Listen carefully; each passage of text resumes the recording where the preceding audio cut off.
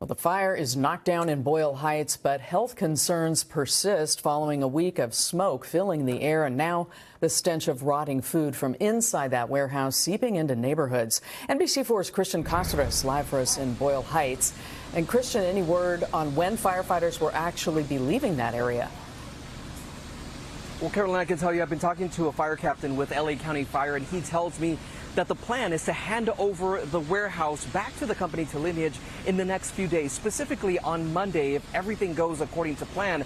But as you can see behind me, there's just still so much work to do. I can tell you that there are crews all around the building here just working nonstop. And I can also tell you that we saw smoke coming out of the building earlier today. We also saw that a water pipe burst, which also caused about 2 hours worth of running water to spill all over the streets, which is why you just see so much water there out in the distance.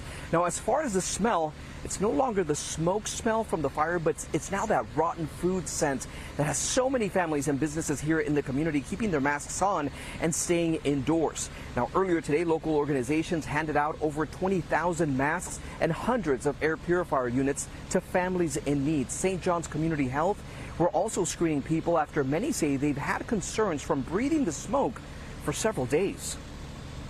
I'm trying to get my lungs checked just because of everything that's been happening. I want to know if there's any issues that were caused because of it and address them sooner than later.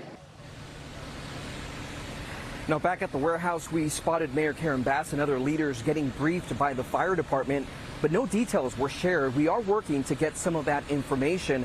But as far as the warehouse, as you see these live pictures here, what's holding fire crews here, the fire captain tells me, he says that crews are basically on fire watch for the next few days. They want to make sure that everything is under control and there's no risk of any spreading before they walk away.